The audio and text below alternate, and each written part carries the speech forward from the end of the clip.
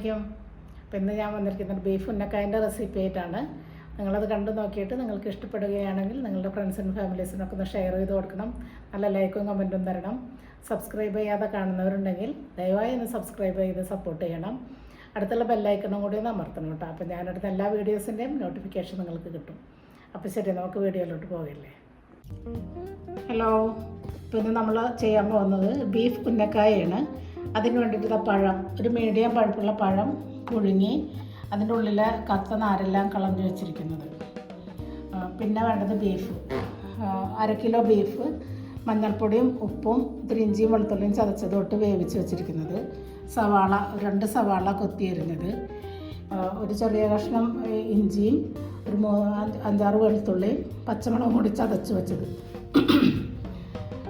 കുറച്ച് ഒരു സ്പൂൺ മുളക് പൊടി, 1/2 സ്പൂൺ മഞ്ഞൾപ്പൊടി, 1 സ്പൂൺ കുരുമുളക് പൊടി, 1/2 സ്പൂൺ ഗരം മസാലപ്പൊടി, പാകത്തിന് ഉപ്പ്, കറിവേപ്പില, മല്ലിയില, വെളിച്ചെണ്ണ. ഇത്രയും സാധനങ്ങളാണ് നമുക്ക് ഉന്നക്കായ ഉണ്ടാക്കാൻ വേണ്ടത്. അപ്പോൾ നമുക്ക് തുടങ്ങാം. നമുക്ക് ബീഫ് ഒന്ന് മിക്സ് ചെയ്തെടുക്കാം. അത് വേണ്ടിയിട്ട് മിക്സിയിലോട്ട് ഇടാം.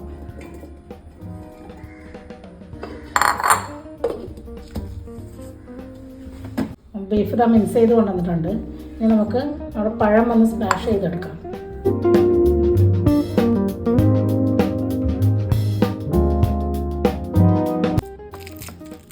പഴം നന്നായിട്ട് സ്മാഷ് ചെയ്തെടുത്തിട്ടുണ്ട്. ഇത് നമുക്കൊന്ന് നന്നായിട്ട് മിക്സ് ചെയ്തെടുക്കാം. കൈ വെച്ചിട്ട് നന്നായിട്ടൊന്ന് മിക്സ് ചെയ്യാം.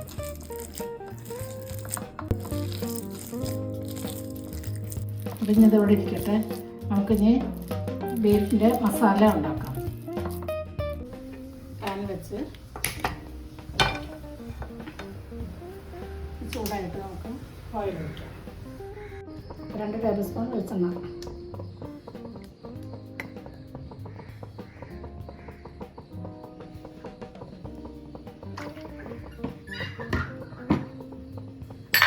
ഇതിലേക്ക് ഇഞ്ചി വെളുത്തുള്ളി പച്ചമുളക് ചതച്ചത്.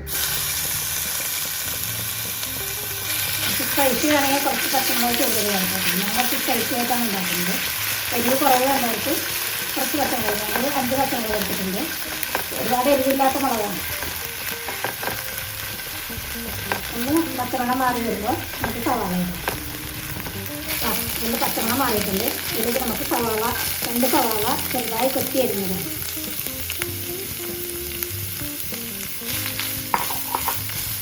ഒരുപാട് നിറം മാറൊന്നും വേണ്ട, നമുക്കൊന്ന് ചിലപ്പോൾ അടിക്കിട്ടുണ്ട്.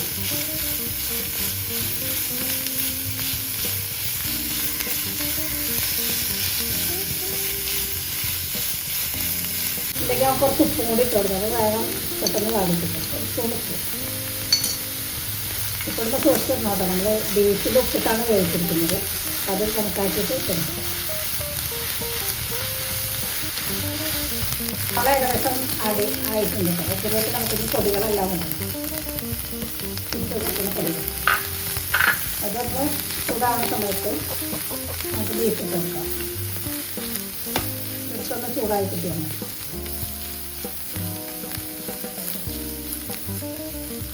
ബീഫിടാം.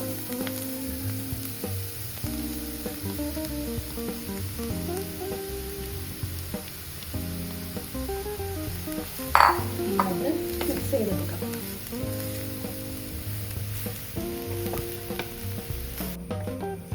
ഇതൊക്കെ നന്നായിട്ട് മിക്സ് ആയിട്ടുണ്ട്.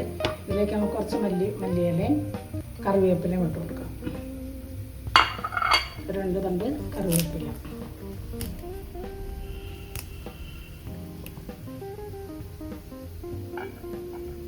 മല്ലിയില കുറച്ച് നന്നായിട്ട് തന്നെ ഇട്ടു.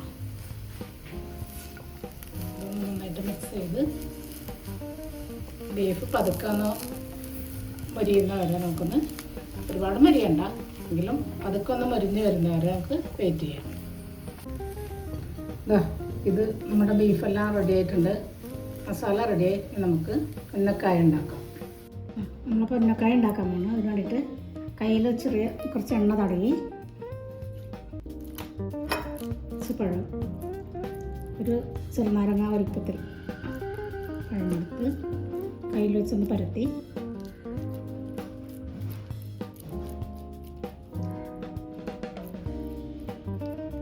1 സ്പൂൺ ഫില്ലിങ് വെച്ച് കൊടുക്കണം.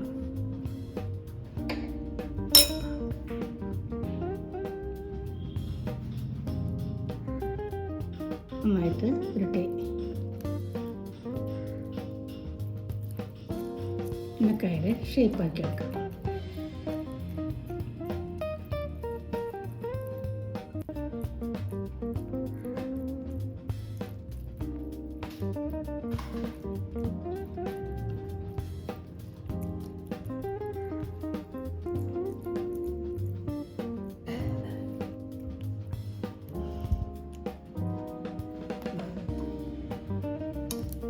നമുക്ക് എല്ലാ പഴവും ഇങ്ങനെ ഉരുട്ടിയെടുക്കാം.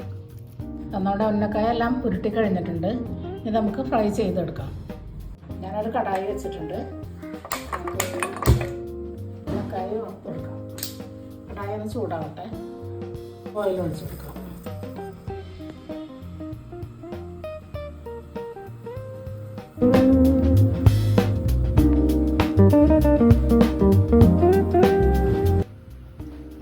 എണ്ണ ചൂടായിട്ടുണ്ട്. ഉന്നക്കായ ഇട്ട് കൊടുക്കാം. ഇത് മീഡിയം ചൂടിലിട്ട് കൊടുക്കണം.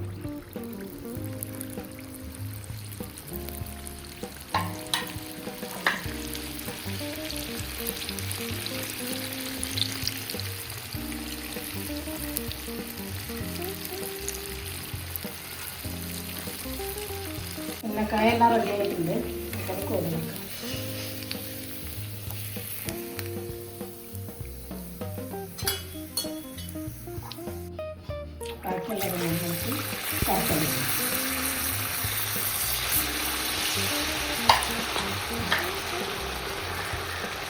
നമ്മുടെ ഉന്നക്കായ എല്ലാം വറുത്ത് കോരി കൊണ്ടുവന്നിട്ടുണ്ട്. പിന്നെ നമുക്കൊന്ന് ഇത് കട്ട് ചെയ്ത് കാണിച്ചു തരാം. ഇത് നല്ല ടേസ്റ്റ്. നമ്മൾ ബീഫും പഴംപൊരിയെല്ലാം കഴിക്കാറില്ല, അതുപോലെ ബീഫ് ഉന്നക്കായ. എല്ലാവരും ഒന്ന് ട്രൈ ചെയ്ത് നോക്കണം.